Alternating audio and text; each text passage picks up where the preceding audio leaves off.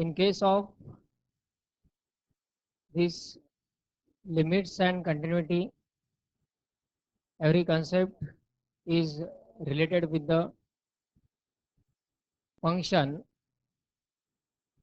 given as y is equal to f of x.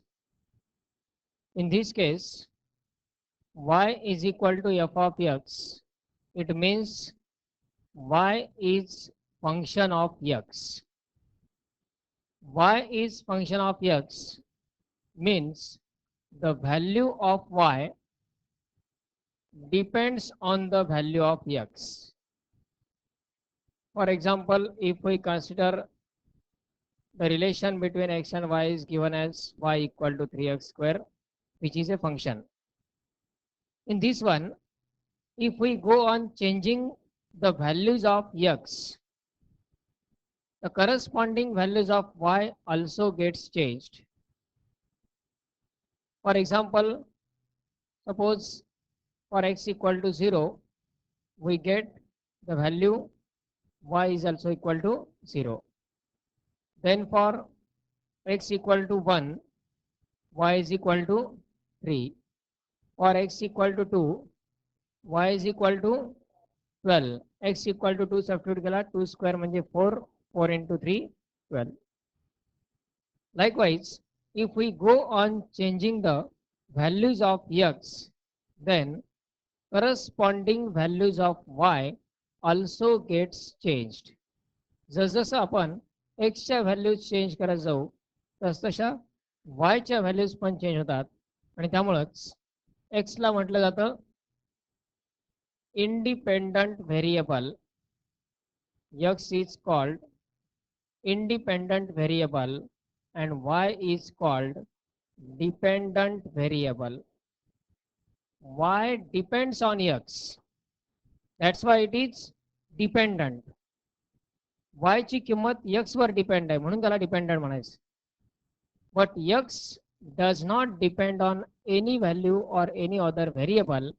That's why this x is called independent variable.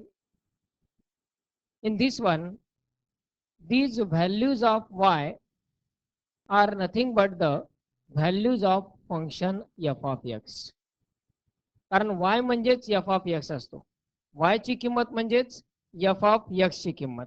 आता इथे y ची किंमत 0 आहे म्हणजे f of x ची किंमत किती आहे 0. पण ती x च्या कोणत्या व्हॅल्यूसाठी 0 या व्हॅल्यूसाठी, त्यामुळे त्याला डिनोट केलं जाईल f of 0 न.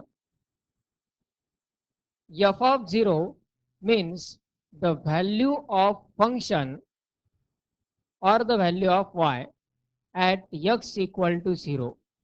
f of 0 चा अर्थ काय? Value of function at x equal to 0. x ची किंमत 0 असताना मिळणारी फंक्शनची किंमत. त्यानंतर x ची किंमत 1 असताना फंक्शनची किंमत आहे 3. त्यालाच डिनोट करणार आपण f of 1. f of 1 चं मीनिंग काय?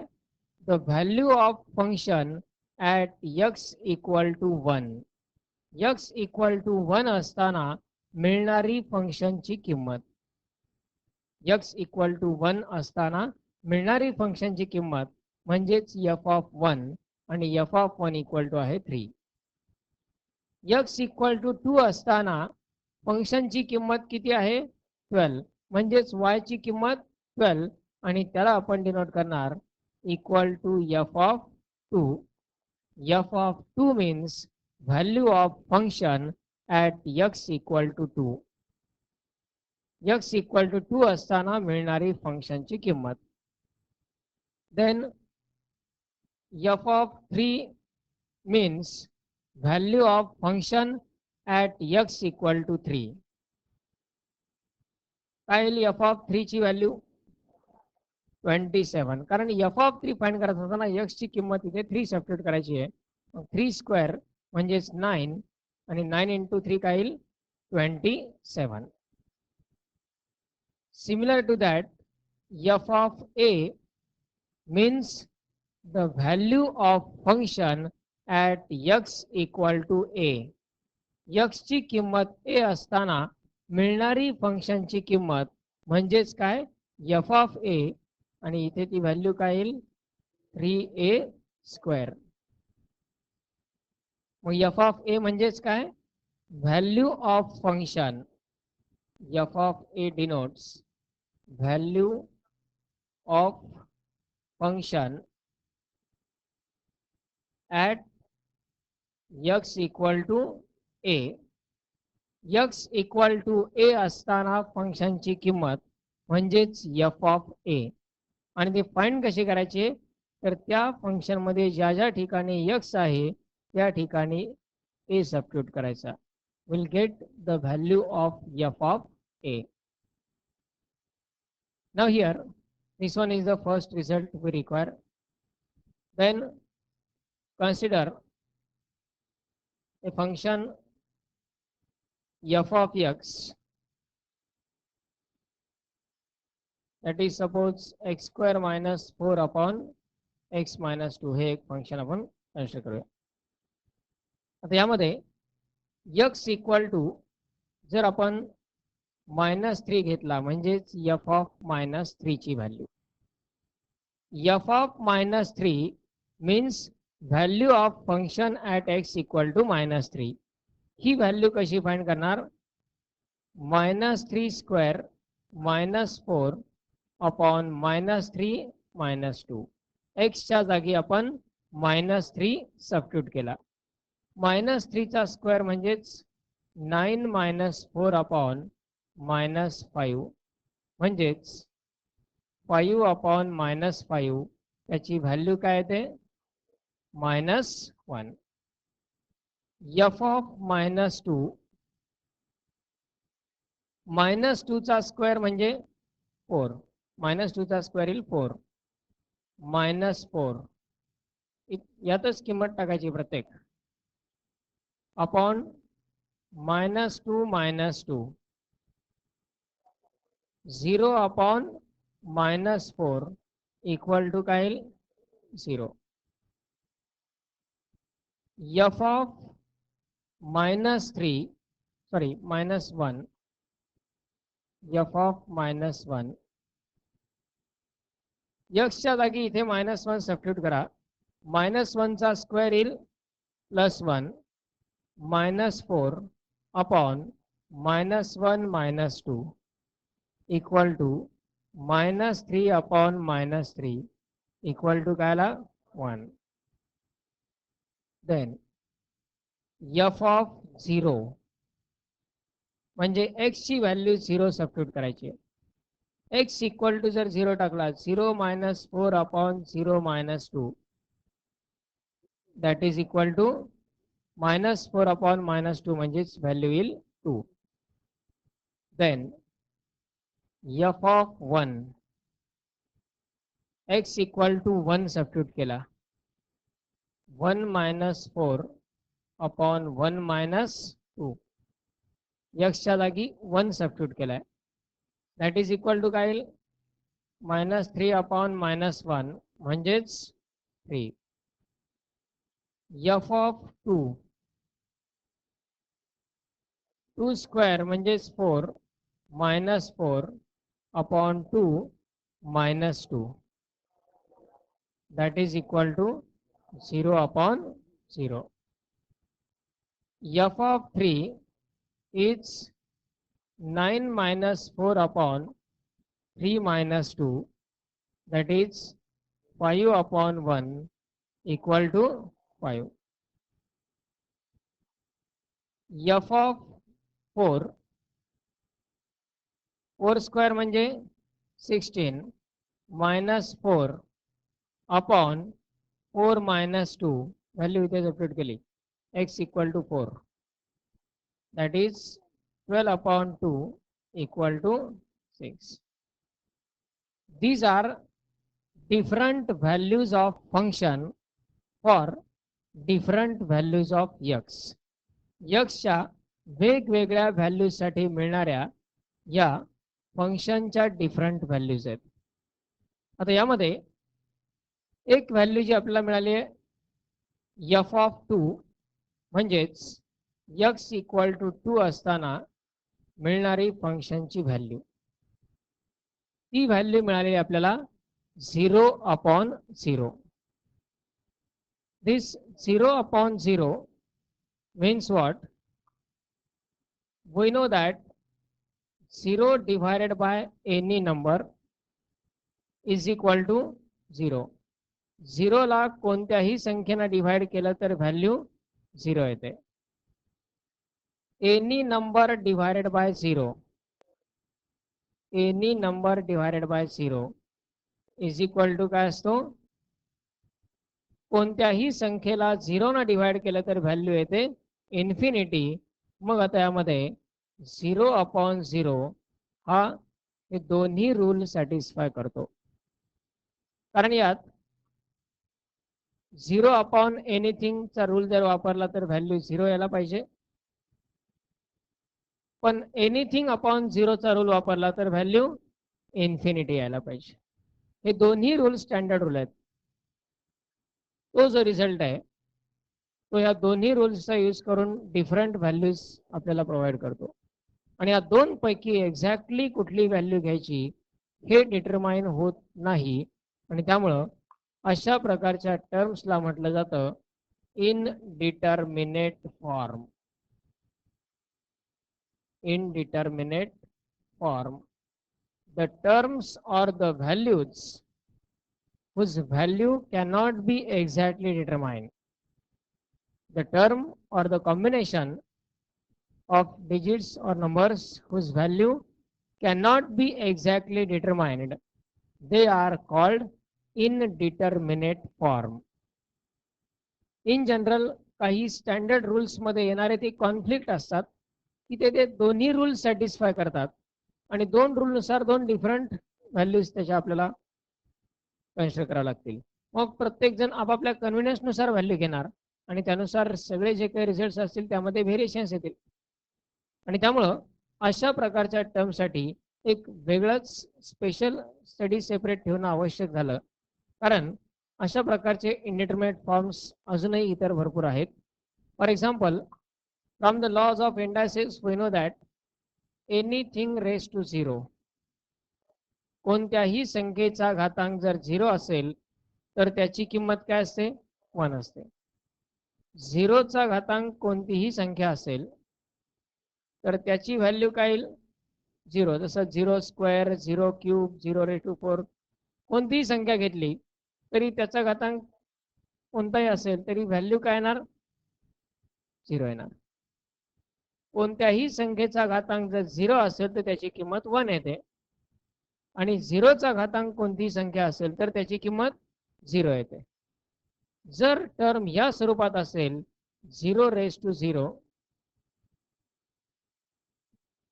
तर आता ही टर्म पहिल्या रूल नुसार घातांकाचा नियम जर वापरला पहिला एनीथिंग रेज टू 0 त्यानुसार त्याची किंमत 1 यायला पाहिजे.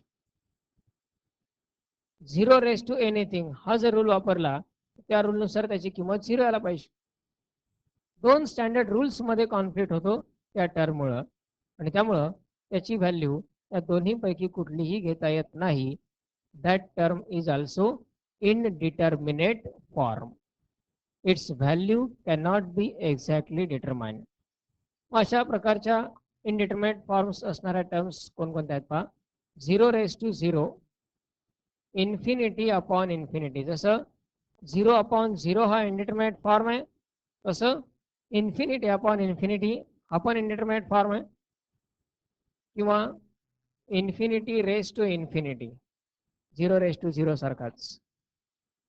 1⁻∞, infinity-∞, that is also indeterminate form.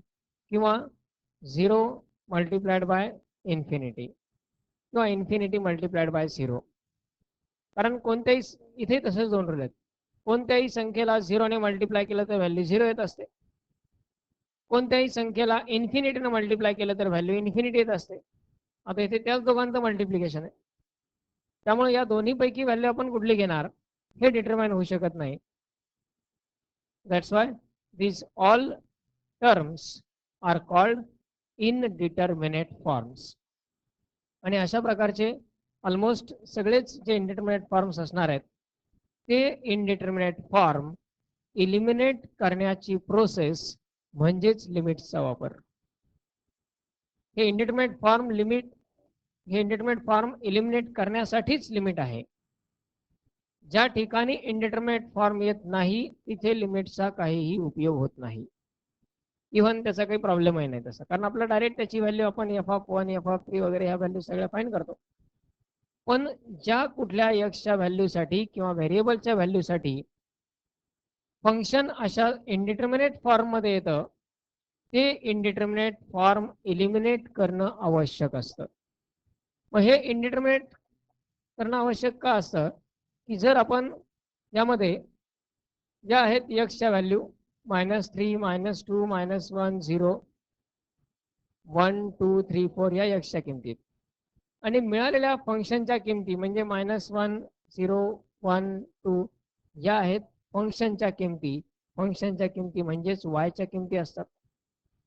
मग जर आपण x = -3 असताना y ची किंमत काय येते त्याला जर आपण -3, -1 असं एक कोऑर्डिनेटच्या स्वरूपात रिप्रेझेंट केलं. x ची किंमत -3 असताना y ची किंमत -1, x ची किंमत -2 असताना y ची किंमत 0, x ची किंमत -1 असताना y ची किंमत काय ते 1, x ची किंमत 0 असताना y ची किंमत काय आली 2 आली आहे. x = 1 असताना 3, x = 3 असताना 5 आणि x = 4 साठी 6. पण x = 2 असताना मात्र व्हॅल्यू काय ते 0/0. या जर व्हॅल्यूज कोऑर्डिनेट फॉर्म मध्ये आपण अशा प्रकारे कन्सिडर केल्या, ग्राफ वरती जर हे सर्व पॉइंट्स आपण प्लॉट केले तर आपल्याला जो ग्राफ मिळेल तो ग्राफ असतो या फंक्शनचा ग्राफ.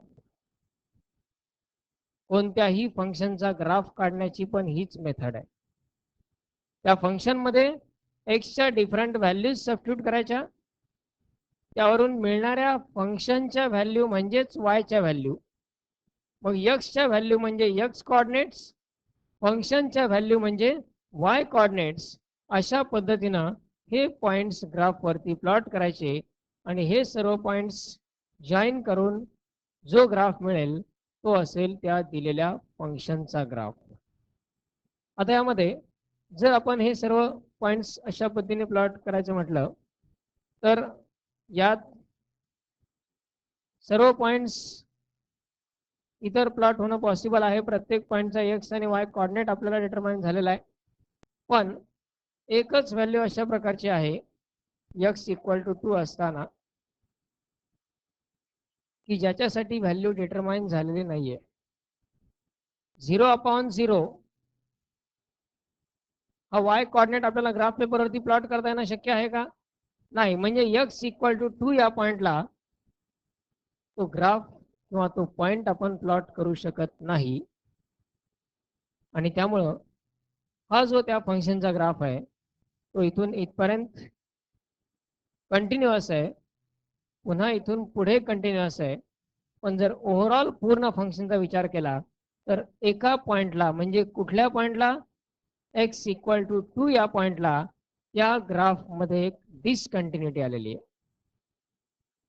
आणि ती डिसकंटिन्युटी कशामुळे आली आहे? इनडिटर्मिनेट फॉर्म मुळे आलेली आहे. जर इनडिटर्मिनेट फॉर्म इलिमिनेट झाला तर फंक्शनची एखादी डेफिनाइट किंवा फिक्स्ड व्हॅल्यू आपल्याला मिळेल. ती व्हॅल्यू आपण या ठिकाणी ॲज ए पॉइंट प्लॉट करू शकतो आणि तो पॉइंट प्लॉट झाल्याच्या नंतर जर आपण हे सगळे जॉईन केले तर आता तो ग्राफ कसा होईल? कंटिन्युअस. म्हणजेच ते फंक्शन कसं होईल? कंटिन्युअस.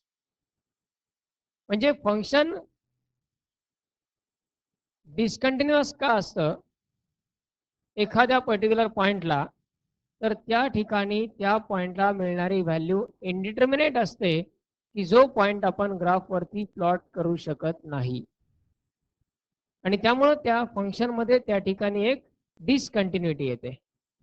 मग लिमिटचा वापर करून इनडिटर्मिनेट फॉर्म इलिमिनेट होतो आणि इनडिटर्मिनेट फॉर्म जर एलिमिनेट झाला तर ते फंक्शन पूर्ण कंटिन्युअस होऊन जातं आणि त्यामुळं कंटिन्युइटीसाठी लिमिट आवश्यक आहे. इव्हन कंटिन्युइटीचे एक्झाम्पल आपण सॉल्व्ह करतो म्हणजेच लिमिटचे प्रॉब्लेम सॉल्व्ह करतो, कारण लिमिटचा वापर करून इनडिटर्मिनेट फॉर्म एलिमिनेट होतो आणि एकदा तो इनडिटर्मिनेट फॉर्म जर एलिमिनेट झाला तर ते फंक्शन कंटिन्युअस फॉर्ममध्ये आपल्याला कन्व्हर्ट करता येऊ शकतं. मग आता यात हे इनडिटर्मिनेट फॉर्म एलिमिनेट कशा पद्धतीने करायचे आणि लिमिटची कॉन्सेप्ट काय आहे हे दोन पॉइंट्स यामध्ये कन्सिडर करायचे. First of all will go for concept of limit. Again consider the same function f of x equal to x square minus 4 upon x minus 2. तेच फंक्शन ज्याच्या किमती आपल्याकडे ऑलरेडी आता तयार आहेत. या फंक्शनसाठी आपण पाहिलं की x ची किंमत या समजा x च्या किमती आहेत, एक नंबर लाईन आहे आणि या समजा फंक्शनच्या किमती आहेत. x ची किंमत 1 2 3 आणि 4 आपण घेतली. x ची किंमत 1 असताना फंक्शनची किंमत काय येते? x ची किंमत 1 असताना फंक्शनची किंमत 3 येते. f of 1 equal to 3 येतो. या ठिकाणी फंक्शनची किंमत येते 3. x ची किंमत 2 असताना फंक्शनची किंमत आपल्याला 0/0 येते. x ची किंमत 3 असताना 4 असताना बाय ऑब्झर्वेशन x ची किंमत 2 असताना फंक्शनची किंमत काय यायला पाहिजे? काय यायला पाहिजे? 4 यायला पाहिजे. 4 येते का व्हॅल्यू? नाही येते. ऑब्झर्वेशन इथे फंक्शनच्या किमती कशा आल्या आहेत? -1 0 1 2 3 5 6 म्हणजे मधली किंमत काय असायला पाहिजे? 4 असायला पाहिजे. मग आपण सध्या असं गृहीत धरू की f of 2 ची किंमत 4 असायला पाहिजे. जर ती किंमत 4 असली तर फंक्शन काय होऊन जाईल? कंटिन्युअस होऊन जाईल. मग f of 2 ची किंमत 4 आहे असं आपण गृहीत धरू. f of 2 इक्वल टू मिळाला आपल्याला 0/0, पण त्याची किंमत आपल्याला काय यायला पाहिजे? ऍक्च्युअली 4 यायला पाहिजे. जर ती किंमत 4 असेल तर ते फंक्शन कंटिन्युअस होणार आहे. मग त्याची किंमत 4 आहे असं आपण सध्या गृहीत धरू. आता ऍक्च्युअली जर x इक्वल टू 2 आपण टाकला तर ती व्हॅल्यू 4 येत नाहीच आहे. समजा x ची किंमत 2 घेण्याऐवजी आपण 2 च्या जवळची एखादी व्हॅल्यू त्यामध्ये टाकली, म्हणजे समजा 2.5 घेतलं suppose. f of 2.5 he value आपण फाइंड केली. x च्या जागी 2.5 टाकला. 2.5 चा स्क्वेअर काय येईल? 6.25. 25 चा स्क्वेअर 625 -4. डिनॉमिनेटरला 2.5 - 2 ही व्हॅल्यू जी काय येईल ती, पण इनडिटर्मिनेट फॉर्म येईल का? आता नाही येणार, कारण 2.5 मधून जर 2 मायनस केला तर 0 येणार नाहीये. 6.25 मधूनही 4 मायनस केला तर 0 येणार नाही. इनडिटर्मिनेट तर येणार नाहीच आहे. काय येईल व्हॅल्यू बघा? 2.25 अपॉन 0.5. 4 ने डिवाइड 5 ने डिवाइड करा. 0.45 अपॉन 0.1. न्यूमरेटर डिनॉमिनेटरला 5 ने डिवाइड केला. दोन्ही ठिकाणी 10 न मल्टिप्लाय करा म्हणजे डेसिमल निघून जाईल. काय येईल व्हॅल्यू? 4.5 अपॉन 1 म्हणजे 4.5. आता पहा, x ची व्हॅल्यू 2.5 हा 2 आणि 3 च्या मध्ये असेल. 2.5 असताना फंक्शनची किंमत काय आली? 4.5 आली. जर आपण x ची व्हॅल्यू 2 च्या आणखी जवळ घेतली 2.1,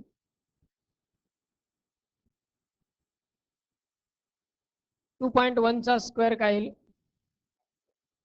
21चा स्क्वेअर 441, 4.41 मायनस 4, 2.1 मायनस 2, 4.41 मायनस 4 म्हणजे 0.41 अपॉन 0.1, व्हॅल्यू काय आली 4.1. आता 4.1 आणि 4.5 या दोन्ही पैकी 4च्या जवळ कोण आहे 4.1 आणि 2.5 आणि 2.1 यापैकी 2च्या जवळ कोण आहे 2.1, म्हणजे 2.1 ही व्हॅल्यू इथे येईल, 4.1 या ठिकाणी होईल. आता पहा या व्हॅल्यूज आपण ज्या कन्सिडर केल्या आहेत 2.1 2.5 वगैरे, कारण आपण एक ऑब्झर्वेशन या ठिकाणी ठेवू शकतो.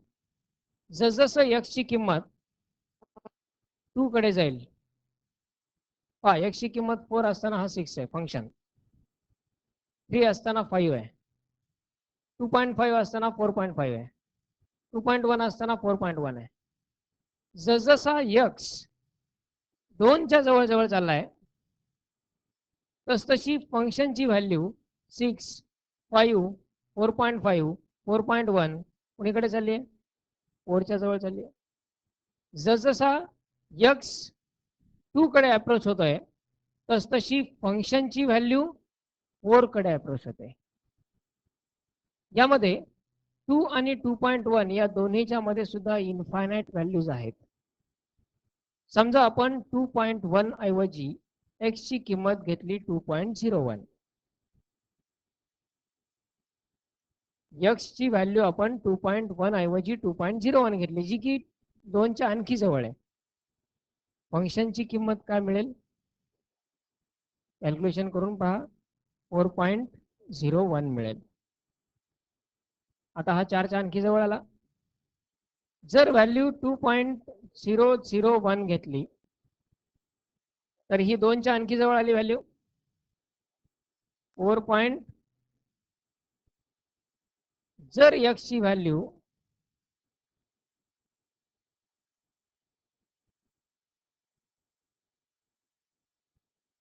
एवढी घेतली तर फंक्शनची व्हॅल्यू काय येईल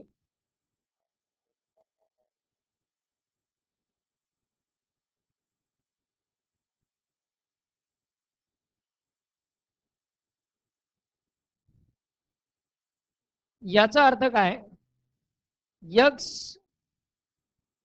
जसजसा 2 कडे अप्रोच होईल तसतशी फंक्शनची व्हॅल्यू 4 कडे अप्रोच होते. x 2च्या जितक्या जास्त नियरेस्ट असेल तितक्या नियरेस्ट व्हॅल्यू आपल्याला फंक्शनची मिळते. आपल्याला अप्रॉक्सिमेशनचे रूल माहिती आहे. आता हे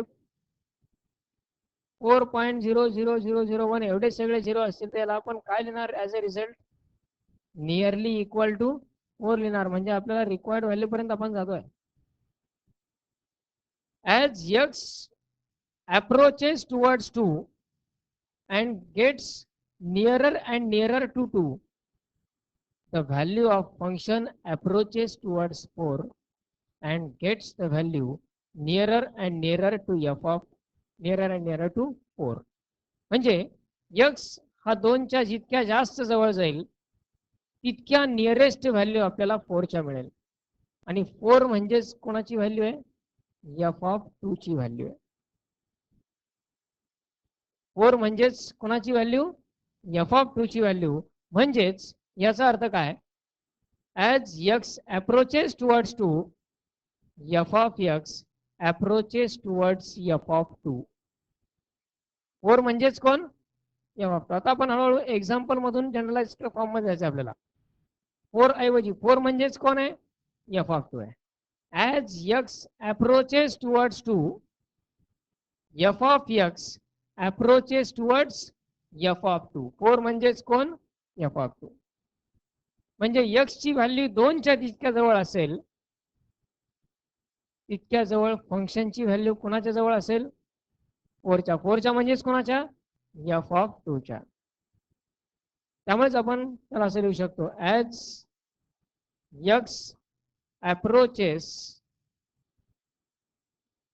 towards 2,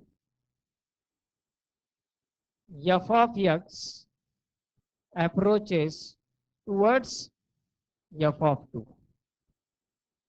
As x approaches towards 2, f of x approaches towards f of 2, or in general, we can say that as x approaches towards a, f of x approaches towards f of a. In general, आता ते example सोडून दिलं आपण. x approaches towards a, x ची किंमत जसजशी a च्या जवळ जाईल, फंक्शनची किंमत तसतशी कोणाच्या जवळची मिळेल, f of a च्या जवळची मिळेल. As x approaches towards a, f of x approaches towards f of a. त्यालाच नोटेशन फॉर्म मध्ये असं लिहिलं जातं, as x tends to a, f of x tends to f of a. As x tends to a, f of x tends to f of a. Tends to means approaches towards and gets the value nearest to a. Tends to चा अर्थ काय, approaches towards and gets nearest value of that one. त्याची nearest value आपल्याला या ठिकाणी मिळणार. फक्त approach असून उपयोग नाही, त्याची नियर बाय व्हॅल्यू आपल्याला मिळणं आवश्यक आहे, आणि ती नियर बाय व्हॅल्यू म्हणजेच टेन्स टू न डिनोट केली जाते. आणि नोटेशन त्यासाठी असं यूज केलं जातं, as X tends to A. वाचताना त्याला आपण असंच वाचणार, X tends to A, F of X tends to F of A. As x tends to a, f of x tends to f of a. म्हणजे जसजसा x a च्या जवळ जाईल तसतसं फंक्शन f of a च्या जवळ जाईल. As x approaches towards a, function approaches towards f of a. Function कुणावर डिपेंड आहे, एक्स वर. एक्स ची व्हॅल्यू आपण बदलतोय ती ए च्या डायरेक्शन मध्ये येतोय. त्यामुळं ज्या पर्टिक्युलर रेटनं किंवा जितक्या जवळ तो एक्स ए च्या असेल तितक्या जवळची व्हॅल्यू आपल्याला काय मिळणार आहे, एफ ऑफ ए ची मिळणार आहे. आता हा जो अप्रोच आहे, हा अप्रोच दोन डायरेक्शननी पॉसिबल आहे. एक्स ची किंमत आपल्याला कोणीकडे न्यायची आहे, दोन कडे न्यायची आहे. मग आपण इकडे जाऊ शकतो.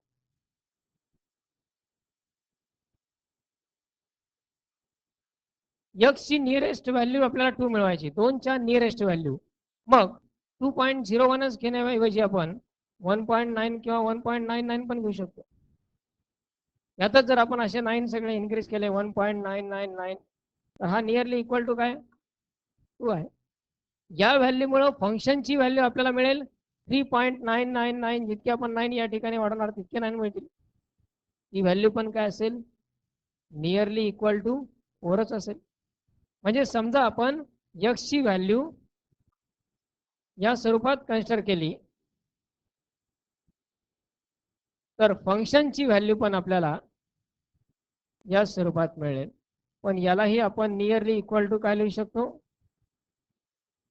4 लिहू शकतो. 3.99 जरी असला तरी आपण त्याला 4 लिहितो, त्याचे तर भरपूर सगळ्या 9 असणार आहेत. त्यामुळं एक्स ची व्हॅल्यू किंवा एक्सच्या व्हॅल्यूकडे होणारा अप्रोच हा दोन्ही डायरेक्शननी पॉसिबल आहे, आयदर फ्रॉम राईट साइड और फ्रॉम लेफ्ट साइड. पण राईट साइड जी आहे, राईट साइडची असणारी प्रत्येक व्हॅल्यू ही या 2 पेक्षा ग्रेटर असणार आहे. हे 2.001 कितीही झिरो आपण घेतले आणि शेवटी एखादा 1 टाकून दिला तर ती जी टर्म आहे, ती जी व्हॅल्यू आहे ती 2 पेक्षा ग्रेटर असेल, स्लाइटली ग्रेटर असेल पण ग्रेटर असेल. किंवा 1.999 ही जर आपण व्हॅल्यू कन्सिडर केली, हे 9 आपण इन्फायनाइट घेतले, 9 ची संख्या खूप जास्त घेतली, पण तरीही तो एक्झॅक्टली 2 होईल का, तो 2 पेक्षा कसा असणार, स्लाइटली लेस असणार आहे. Nearly equal to 2 but not exactly equal to 2. मग x टेंड्स टू a याचा अर्थ काय? The value of x approaches towards a gets nearest value of a, nearly equal value of a, but not exactly equal to a. Tends to आणि equal to या दोन्हीमध्ये फरक आहे. याचा अर्थ होईल x is exactly equal to a आणि x tends to a चा अर्थ होतो x is nearly equal to a, approximately equal to a, it is nearest to a, as nearest as possible, but it is not exactly equal to a. मग यामध्ये ज्या दोन direction आहेत त्या दोन डायरेक्शन नुसार जर आपण राईट साइडच्या टर्मचा विचार केला तर राईट साइडला असणारी कुठलीही व्हॅल्यू ही या दोन पेक्षा ग्रेटर आहे आणि त्यामुळेच हा जो अप्रोच असतो तो डिनोट करताना x टेंड्स टू 2 प्लस असा डिनोट केला जातो. कारण आपल्याला नंबर लाईन सिस्टीमच्या रूल्स नुसार माहित आहे जसजसं आपण राईट साइडला जाऊ तसं राईट साइडच्या संख्या या ग्रेटर होत जातात आणि लेफ्ट साइडच्या संख्या या लेस होत राहतात. त्यामुळं जर आपला अप्रोच राईट साइडनं असेल इव्हन दो तो लेफ्ट डायरेक्शन मध्ये आहे, अप्रोच राईट साइडने डायरेक्शन लेफ्टची आहे पण तरीही त्या अप्रोचनं एक्झॅक्टली 2 पर्यंत पोहोचणार आहेत का आपण? नाही. ते एक्झॅक्टली 2 तर लिमिट आहे, 2 पर्यंत जायचं नाही. 2च्या जितक्या जवळ जाता येईल तितक्या जवळ जायचं, पण 2 हे लिमिट. 2 ला गेलो की व्हॅल्यू काय होते? इनडिटर्मिनेट फॉर्म येते. ही कन्सेप्ट आहे लिमिटची आणि त्यामुळं यात 2च्या नियरेस्ट व्हॅल्यू जरी घेतली आपला अप्रोच राईट साइडनं आहे त्यामुळे मिळणारी जी 2ची व्हॅल्यू असेल किंवा जी कुठली व्हॅल्यू आपण कन्सिडर करणार ती 2 पेक्षा ग्रेटरच असणार आणि म्हणून त्याला डिनोट केला जातं x टेंड्स टू 2 प्लस. आणि जर अप्रोच लेफ्ट साइडनं असेल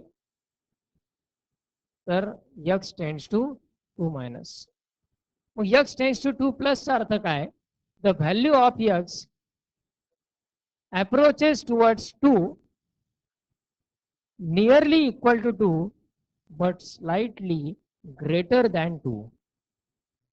x tends to 2 plus अर्थ the value of x approaches towards 2 nearly equal to 2 but it is slightly greater than 2. आणि x tends to 2 minus चा अर्थ काय होईल? the value of x is nearly equal to 2 but slightly less than 2.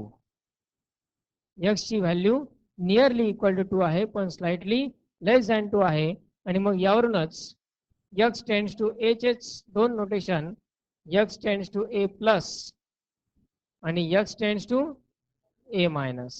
x tends to a plus means the value of x approaches towards a gets the value nearly equal to a but slightly greater than a, and x tends to a minus means the value of x approaches towards a gets the value nearly equal to a but slightly less than a.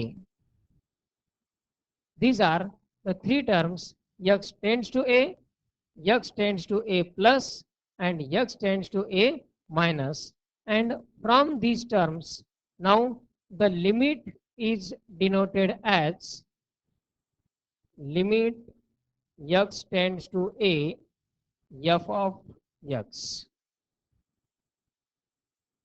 Limit x tends to a means the limiting value of x is a. X approaches towards a. The value of x is nearly equal to a. At that time the value of function. x ची किंमत a च्या nearest असताना मिळणारी फंक्शनची किंमत. x ची किंमत a च्या नियरेस्ट असताना मिळणारी फंक्शनची किंमत म्हणजे limit x tends to a f of x. जर यामध्ये या प्रकारचं नोटेशन असेल limit x tends to a plus F of x, तर याला म्हटलं जातं राईट हँड लिमिट. पहिलं आहे ते फक्त लिमिट, पण हे आहे ह्याला म्हणायचं राईट हँड लिमिट, कारण अप्रोच कुठल्या डायरेक्शनने आहे, राईट साईडने डायरेक्शन, राईट साईडच्या डायरेक्शन पासून अप्रोच आहे, म्हणून याला म्हटलं जातं राईट हँड लिमिट. आणि limit x tends to a minus F of x is called left hand limit.